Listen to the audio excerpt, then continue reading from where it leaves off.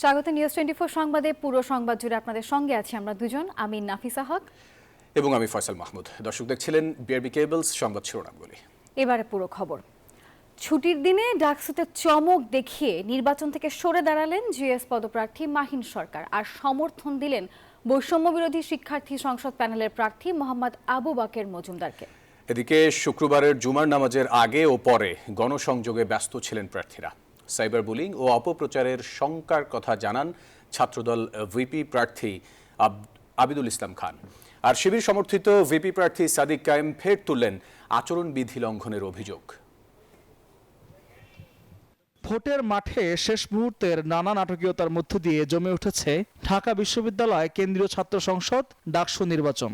শুক্রবার চমক দেখালেন সমন্বিত শিক্ষার্থী সংসদের জিএস প্রার্থী মাহিন সরকার। প্রতিদ্বন্দ্বী বৈষম্য বিরোধী শিক্ষার্থী সংসদের জিএস প্রার্থী আবু বাকের মজুমদারকে সমর্থন জানিয়ে নির্বাচনী লড়াই থেকে সরে দাঁড়ানোর ঘোষণা দেন তিনি।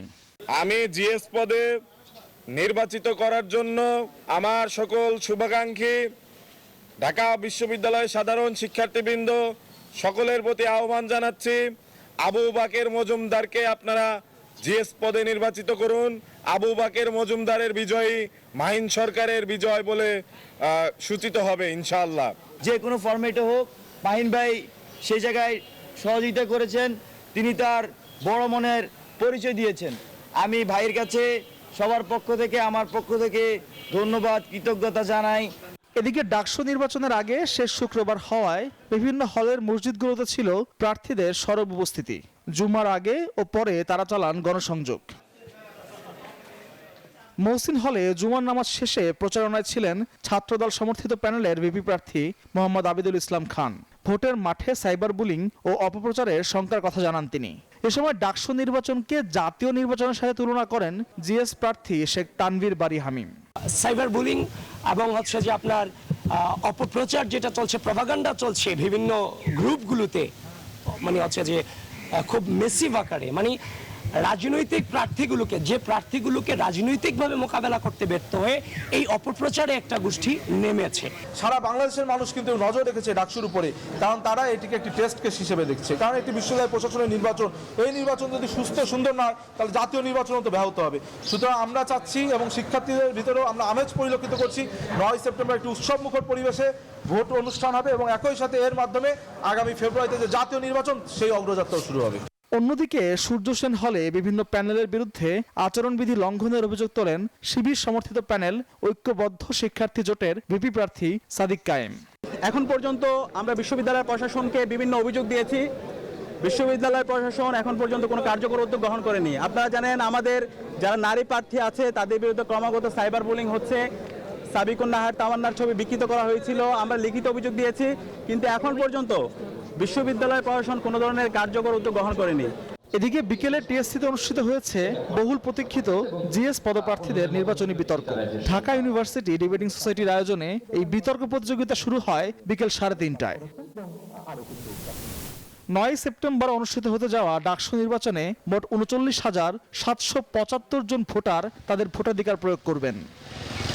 ভোটের মাঠে নানা নাটকীয়তার মধ্য দিয়ে তৈরি হচ্ছে নতুন সব সমীকরণ। তবে এখনও বিজয় হিসাব নিকেশ বদলানোর ক্ষমতাটা ভোটারদের হাতেই রয়েছে।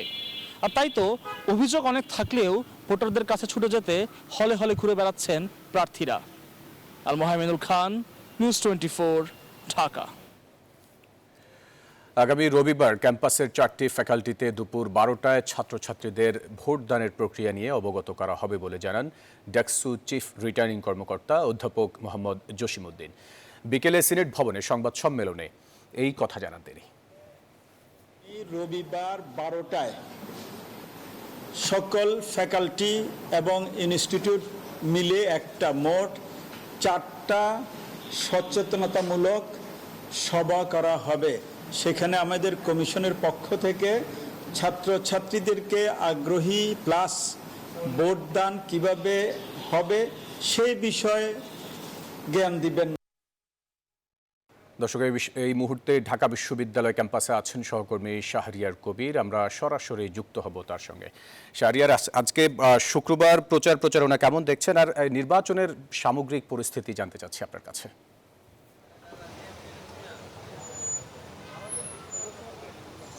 জি ফয়সাল, ধন্যবাদ আপনাকে। আমি কিন্তু এই মুহূর্তে রয়েছি ঠিক মধুর ক্যান্টিনে। সকাল থেকেই যেমনটি আপনারা দেখছিলেন যে শুক্রবারের ছুটির দিনেও কিন্তু এই ডাকসু নির্বাচনের প্রচার প্রচারণা কিন্তু এতটুকু থেমে নেই। প্রার্থীরা কিন্তু সাবলীলভাবে বিভিন্ন হলে গিয়ে কিন্তু তাদের প্রচার প্রচারণার কাজ চালিয়েছেন। সেই ধারাবাহিকতায় দুপুরের দিকে কিন্তু জুম্মার নামাজ শেষে মহসিন হলে গিয়ে ছাত্র দল সমর্থিত যে প্যানেলটি রয়েছে সেই প্যানেলের ভিপি প্রার্থী আবিদুল ইসলাম কিন্তু তিনি বেশ প্রচারণা চালিয়েছেন এবং কিছু কথা তিনি বলেছেন যে ছাত্র দলের তাদের প্যানেল নিয়ে বেশ কিছু অভিযোগ তারা করেছেন যে তাদের নামে অপপ্রচার চালানো হচ্ছে এবং অনলাইনে বিভিন্ন ধরনের বুলিংয়ের শিকার করা হচ্ছে। পক্ষান্তরে কিন্তু ঐক্যবদ্ধ যে শিবির সমর্থিত যে প্যানেলটি রয়েছে সেই প্যানেলের GS/SM ফরাজুল ইসলাম তিনি কিন্তু বলছেন যে আসলে তাদের নামেও কিন্তু অপপ্রচার চালানো হচ্ছে। অনলাইনে এবং ফেসবুকে বিভিন্ন ধরনের আইডি খুলে শিবিরের নামে কিন্তু নানান ধরনের অপপ্রচার চালানো হচ্ছে। তবে সকল অপপ্রচার এবং সকল গুজবে কান না দিয়ে চিফ রিটার্নিং কর্মকর্তা তিনি কিন্তু বিকেল 5:15 নাগাদ কিন্তু একটি সংবাদ সম্মেলন করে জানিয়েছেন যে কোনো অপপ্রচার বা গুজবে কান না দিয়ে একটি সঠিক এবং সুষ্ঠু নির্বাচন যেন ঢাকা বিশ্ববিদ্যালয়ের ছাত্রছাত্রীদেরকে উপহার দিতে পারেন সেই লক্ষ্যে কিন্তু তিনি কাজ করে যাচ্ছেন। পাশাপাশি আগামী নির্বাচনে ভোটদানের কি প্রক্রিয়া অনুষ্ঠিত হবে, কিভাবে আসলে ভোটটি দেওয়া হবে সেই বিষয় নিয়ে বিস্তারিত তথ্য কিন্তু আগামী রবিবার ঠিক দুপুর 12টা নাগাদ কিন্তু তিনি আবারও জানাবেন, এমনটি কিন্তু আমাদেরকে জানানো হয়েছে। তো ফয়সাল, এই ছিল আমার কাছে ঢাকা বিশ্ববিদ্যালয় ক্যাম্পাস থেকে থাকা সর্বশেষ। শাহরিয়ার, আপনাকে ধন্যবাদ আমাদের সাথে যুক্ত হওয়ার জন্য। অসুস্থতার পর প্রায় 1 মাস 7 দিন পর জনতার সামনে এলেন জামায়াতের আমির ডাক্তার শফিকুর রহমান। দুপুরে মিরপুরে ফ্রি হেলথ ক্যাম্পে অংশ নিয়েছেন তিনি বলেন, যারা হাঁচি কাশি হলেই বিদেশে যান তাদের জন্য তার দেশে চিকিৎসা নেওয়া একটা প্রতিবাদ। ভয় সংখ্যামুক্ত বাংলাদেশ বিনির্মাণ করতে জনগণকে জামায়াতের পাশে থাকার আহ্বান জানান শফিকুর রহমান। গত 19 জুলাই রাজধানীর সোহরাওয়ার্দী উদ্যানে জামাতের জাতীয় সমাবেশে হঠাৎ শারীরিকভাবে অসুস্থ হয়ে পড়েন ডাক্তার শফিকুর রহমান। 2 আগস্ট দেশের একটি হাসপাতালে জামাত আমিরের বাইপাস সার্জারি হয়। 1 মাসেরও বেশি সময় পর রাজনীতির মাঠে ফিরলেন জামায়াত আমির। শুক্রবার মিরপুরের মণিপুর স্কুলে ফ্রি মেডিকেল ক্যাম্পের এই আয়োজন করে জামায়াতে ইসলাম। অসুস্থতার কারণে দীর্ঘ 1 মাস 7 দিন পর এই মেডিকেল ক্যাম্পে অংশ নেন দলটির আমির ডাক্তার শফিকুর রহমান। ক্যাম্প পরিদর্শন শেষে সংক্ষিপ্ত আলোচনা সভায় কথা বলেন জামায়াতের আমির। এ সময় সুস্থতার জন্য শুকরিয়া আদায় করে বলেন, যারা হাঁচি কাশি হলেই বিদেশে যান তাদের জন্য তার দেশে চিকিৎসা নেওয়া একটা প্রতিবাদ। আমার বাংলাদেশে চিকিৎসা নেওয়াটা ছিল, যারা অল্প কিছু হলেই হাঁচি কাশি হলেই বিদেশে দৌড় দেন তাদের সেই উদ্যোগের প্রতিবাদ। কেন যাবেন? বিশেষ করে রাজনৈতিক মহলের বন্ধুদেরকে বলবো যে এই চিকিৎসা একেবারেই বাংলাদেশের প্রাপ্যতা নাই, পাওয়া যায় না, তার জন্য যান, আমার কোনো আপত্তি নাই। শুধু দেশের নাগরিক ও জনগণের জন্য রাজনীতি করে জামায়াত বলেও দাবি করেন ডাক্তার শফিকুর রহমান। ক্ষমতায় গেলে জামায়াতের কোনো সংসদ সদস্য অতিরিক্ত সরকারি সুযোগ সুবিধা ভোগ করবে না বলেও দাবি করেন। আগামীতে বাংলাদেশ জামাত ইসলামী থেকে যারা নির্বাচিত হবেন তারা সরকারের কোন প্লট অল্প মূল্যে গ্রহণ করবেন না ইনশাআল্লাহ। বিনা ট্যাক্সের গাড়ি চড়বেন না ইনশাআল্লাহ। এও বলেছি, সরকারের দেওয়া ন্যায্য যে সমস্ত সুযোগ সুবিধা আছে তার কতটুকু না নিয়ে পারা যায় তাও আমরা বিবেচনায়। ভয় ও শঙ্কামুক্ত বাংলাদেশ বিনির্মাণ করতে জনগণকে পাশে থাকার আহ্বানও জানান জামায়াতের আমির। ইনশাআল্লাহ। মাহমুদ হাসান, নিউজ 24, ঢাকা। নির্বাচন বানচালে দিল্লি থেকে ষড়যন্ত্র চলছে, এমন মন্তব্য করেছেন বিএনপি চেয়ারপারসনের উপদেষ্টা জয়নুল আবদিন ফারুক। বলেন, আগামী নির্বাচনকে বানচালের চেষ্টা করলে জনগণকে সঙ্গে নিয়ে রুখে দেওয়া হবে। শুক্রবার জাতীয় প্রেস ক্লাবে বিএনপির 47তম প্রতিষ্ঠা বার্ষিকী উপলক্ষে আয়োজিত আলোচনা সভায় এসব কথা বলেন তিনি। ফারুক অভিযোগ করেন, নির্বাচনকে বিভ্রান্ত করার জন্য পিআর সহ নানামুখী ষড়যন্ত্র করছে কোনো রাজনৈতিক দল। যারা পিআর পদ্ধতি ছাড়া নির্বাচনে যাবে না তাদের রাজনৈতিক কৌশল পরিবর্তন করার আহ্বানও জানিয়েছেন তিনি।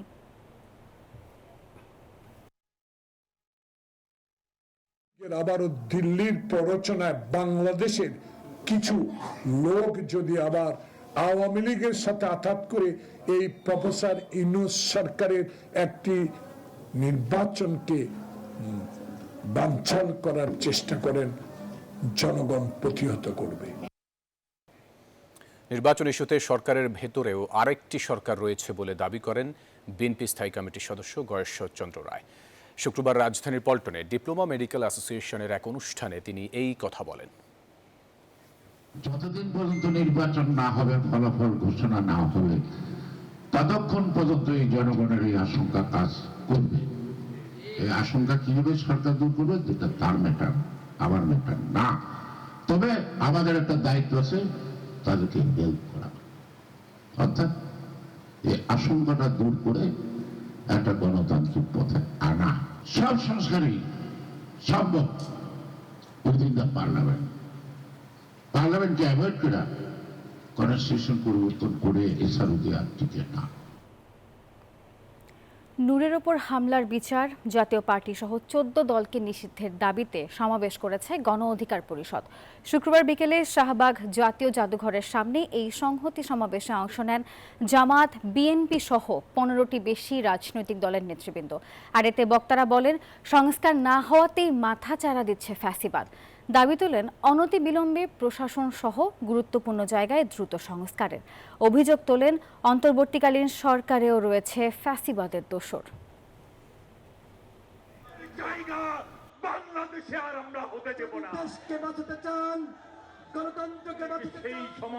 আমার কোন ভাইয়ের শরীর থেকে, কোন জুলাই যোদ্ধার শরীর থেকে যদি রক্ত ঝরে, যারা রক্ত ঝরাবে তার গায়ে কি পোশাক আছে, কি রঙের পোশাক আছে, তা দেখবার টাইম কিন্তু আমাদের নয়। এরকম স্বরাষ্ট্র উপদেষ্টা বিপ্লব পরবর্তী সময়ে একটি অন্তর্বর্তীকালীন সরকারের উপদেষ্টা হতে পারে না। সুতরাং অবশ্যই এই স্বরাষ্ট্র উপদেষ্টাকে পদত্যাগ করতে হবে। রাজধানীতে বস্তি বাণিজ্যে সবথেকে এগিয়ে মিরপুরের মোল্লা পরিবার, আর তার পরের অবস্থানে রয়েছে রূপনগর ঝিলপাড়ের বস্তির মালিক মাতবর পরিবার। সেই সাথে রাজধানীর বিস্ফোরা করাইল বস্তির 50,000 ঘরের মালিক 200 জন। এসব বস্তি যেমন তাদের ব্যবসার অন্যতম উৎস, তেমনি রাজনীতিতে প্রভাব বিস্তারের হাতিয়ার। নাইমাল জিকোর ধারাবাহিক প্রতিবেদনের তৃতীয় ও শেষ পর্ব আজ। ক্যামেরায় ছিলেন মুরাদ আক্তার।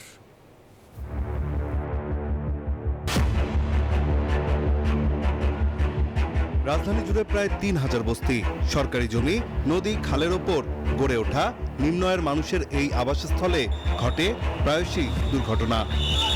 আগুনে পুড়ে নিঃস্ব হয় বহু পরিবার। রাজধানী জুড়ে গড়ে ওঠা এসব বস্তির মালিক কারা, এমন প্রশ্নের জবাব খুঁজতে অনুসন্ধানের নামে নিউজ 24।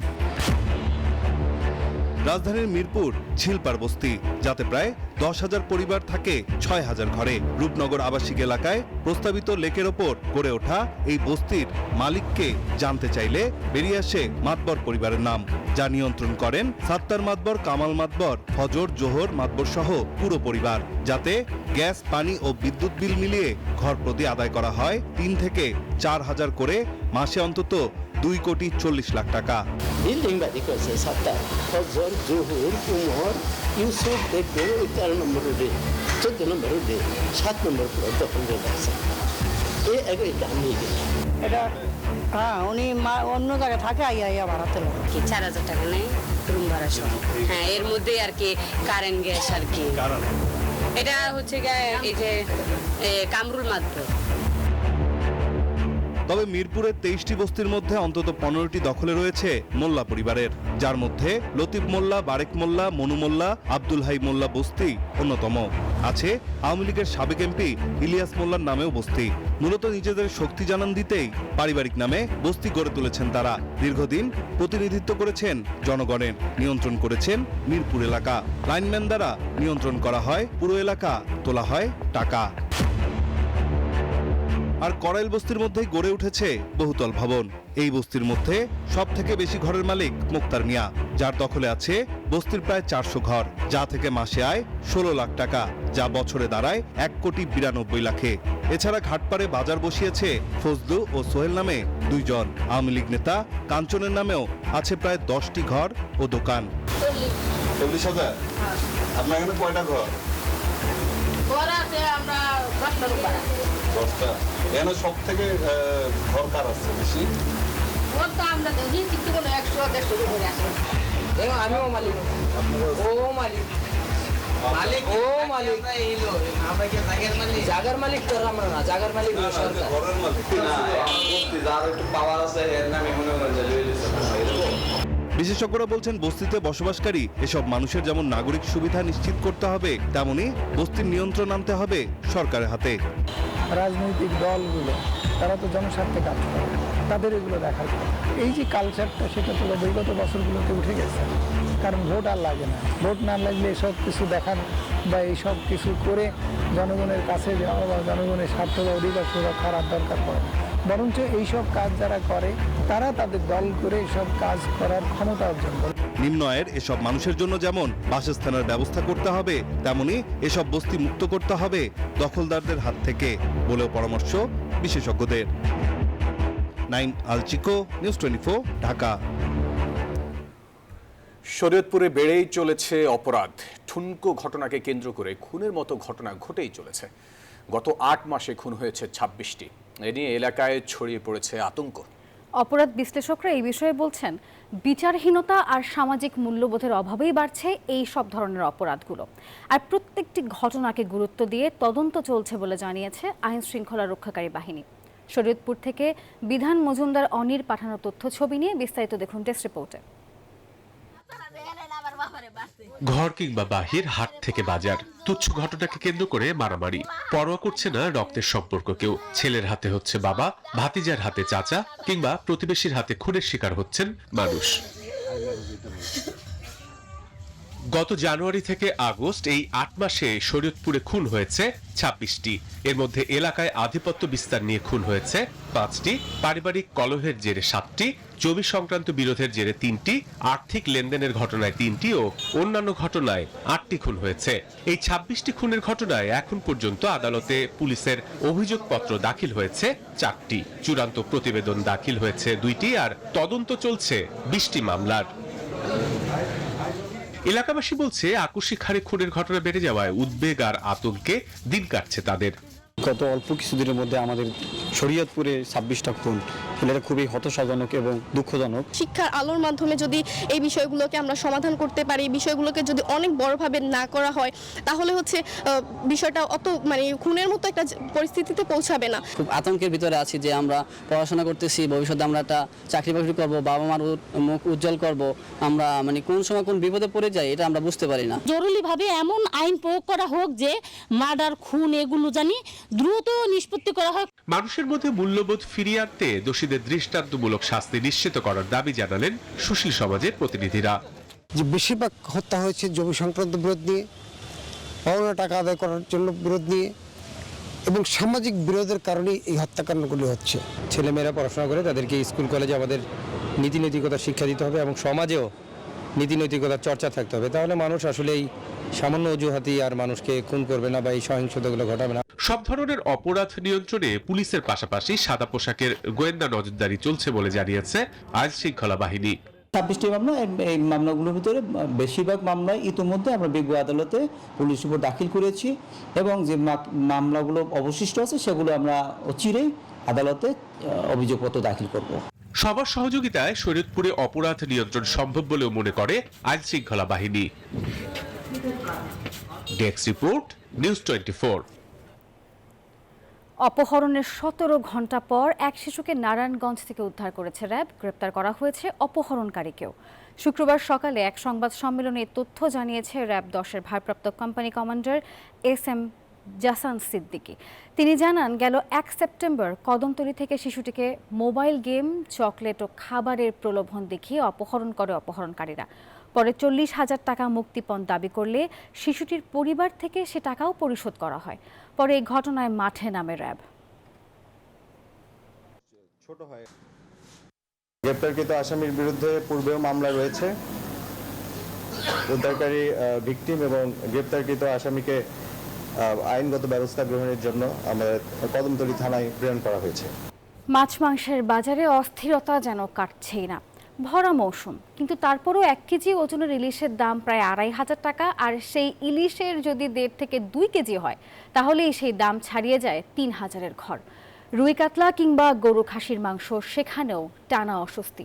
গত সপ্তাহে সবজির সরবরাহ কিছুটা বেড়েছে, এতে অনেক দিনের উত্তাপ কমেছে কিছুটা, তবে ক্রেতার মুখে হাসি ফেরার নামগন্ধ নেই এখনো। রতন দাসের ক্যামেরায় চট্টগ্রাম থেকে নয়ন বড়ুয়া জয়ের রিপোর্ট।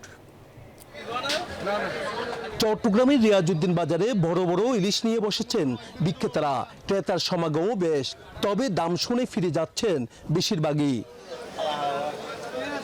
1 কেজি ওজনের ইলিশ দাম হাঁকা হচ্ছে 2400 টাকা, 1.5 থেকে 2 কেজির ইলিশ 3000 থেকে 3200 টাকা। দাম বেশি অন্যান্য মাছেরও। যেভাবে চড়া দাম এইভাবে তো সবার পক্ষে সম্ভব হয়ে ওঠে না।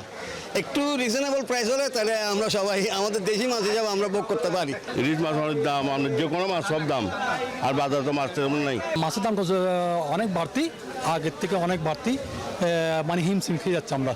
তবে বিক্রেতারা বলছেন ভিন্ন কথা। মাছ এবার অনেক কম, অনেক দাম বেশি। আমরাও বিক্রি করতে পারছি, সারাদিন ধরে একটা মাছ বিক্রি করছি। পাইকারের দাম বেশি, কাস্টমারের মাছ কিনতেছে না, পোষাতে পারতেছে না, টাকার সাথে মানুষের ইনকামের সাথে মিলে না।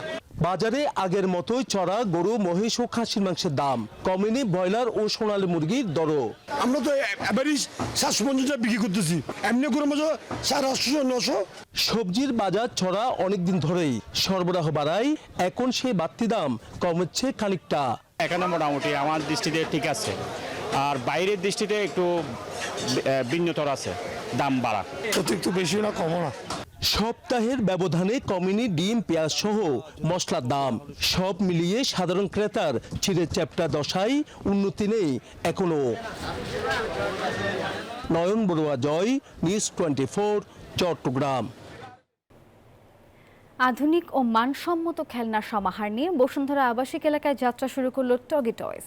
শুক্রবার বিকেলে বসুন্ধরা আবাসিক এলাকার সাফন বসুন্ধরা গ্লোবাল হেডকোয়ার্টারের গ্রাউন্ড ফ্লোরে এই আউটলেটের উদ্বোধন করেন বসুন্ধরা গ্রুপের ভাইস চেয়ারম্যান সাফওয়ান সোবহান।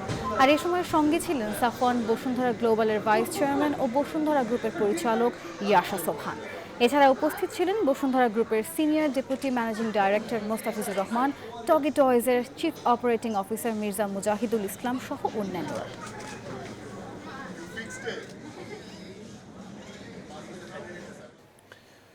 এবার কেনাকাটাকে আরও সুশৃঙ্খল এবং আরামদায়ক করে তুলেছে বসুন্ধরায় অবস্থিত আপন ফ্যামিলি মার্ট।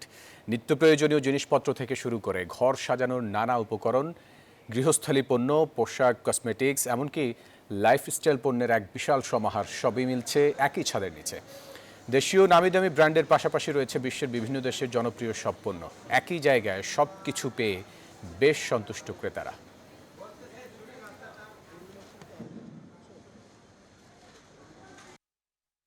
গরিব মানুষ, তারপরে আমরা এই জায়গাতে বাজার করি, কেননা এই জায়গায় সুবিধা আছে অনেক কিছু, এই জন্য বাজার করি। অন্যান্য মানে সুপার বাজার থেকে ব্যতিক্রম যে আমরা কাস্টমারের high quality, even low price, যেটা মার্কেটের একবারে নিম্ন প্রাইসটা আমরা রাখার চেষ্টা করি, যার জন্য কাস্টমার আমাদের এখানে ইনশাল্লাহ আসতেছে। কেনাকাটা ক্লান্তিকর যন্ত্রণা থেকে মুক্তি নিয়ে এসেছে মিনা বাজার। একই ছাদের নিচে পাওয়া যাচ্ছে নিত্য প্রয়োজনীয় দ্রব্যাদিও। দাম এবং মানের ভারসাম্য থাকায় ক্রেতাদের পছন্দের তালিকায় রাজধানীর বসুন্ধরায় জাপান স্ট্রিটে JCX টাওয়ারে অবস্থিত মিনা বাজার। শৃঙ্খল এবং সারিবদ্ধভাবে সাজানো প্রতিটি সেকশন। শাকসবজি, মাছ, মাংস, চাল ডালের পাশাপাশি পাওয়া যাচ্ছে দেশি এবং বিদেশি নানা পণ্য। আর এসবের পাশাপাশি রয়েছে বেকারি জাতীয় এবং মিষ্টান্ন পণ্য। এসব কিছু এক ছাদের নিচে পেয়ে সন্তুষ্ট ক্রেতারা। এক জায়গার মধ্যে সব কিছু পাওয়া যাচ্ছে, এই জন্য এখানে আসা।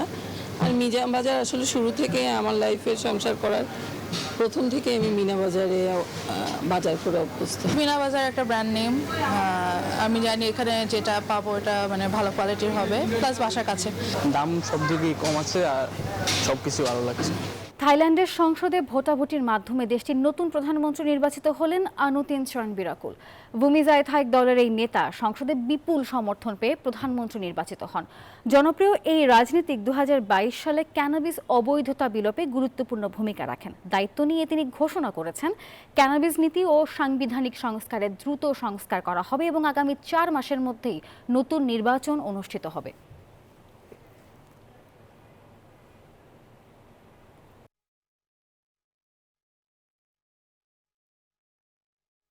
এশিয়ান কাপের প্রস্তুতি নিতে কাল নেপালের বিপক্ষে মাঠে নামছে হামজা সমিতবিহীন বাংলাদেশ। নেই Fahmidul মুরসালিনও।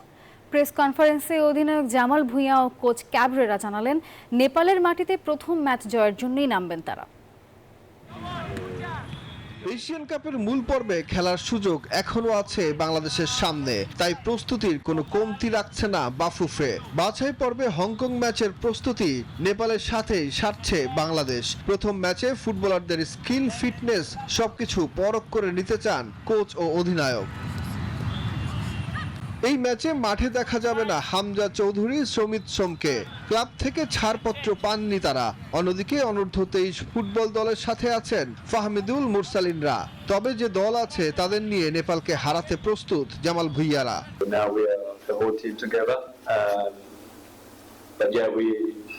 We've been looking forward to these matches because they're very important for us, because we have next month Asian Cup qualifiers against Hong Kong, so for us these two matches is very important. শিশুদের নিয়ে প্রত্যাশা দিন দিন বাড়ছে coach Javier কাবরেরার। Asian cup বাছাইয়ে Hong Kong ম্যাচের আগে আরো শক্তিশালী হবে লাল সবুজরা, প্রত্যাশা স্প্যানিশ কোচের। We do believe that the practice matches in Bangladesh were very important, and these two matches in Nepal are going to be even more important. নেপালের কাঠমান্ডুর দশরথ রঙ্গশালা স্টেডিয়ামে শনিবার সন্ধ্যা 5:30টায় স্বাগতিকদের বিপক্ষে মাঠে নামবে বাংলাদেশ। সুখন সরকার, নিউজ 24। বিসিবি নির্বাচনে অংশ নেবেন না আকরাম খান। ভারত থেকে নিউজ 24-কে নিজেই এই বিষয়টি নিশ্চিত করেন এই পরিচালক। ব্যক্তিগত কাজের জন্য ভারতে অবস্থান করছেন আকরাম খান। সব ঠিক থাকলে শনিবার ফিরবেন দেশে। আর সেখান থেকেই জানালেন, অক্টোবরে অনুষ্ঠেয় বিসিবি নির্বাচনে অংশ নেবেন না তিনি। এর আগে ক্রিকেট বোর্ডে একাধিক দায়িত্বে দেখা গেছে আকরাম খানকে। কখনো নির্বাচক, কখনো ক্রিকেট অপারেশনস চেয়ারম্যান, আবার কখনো তিনি ফ্যাসিলিটি কমিটির দায়িত্ব সামলেছেন।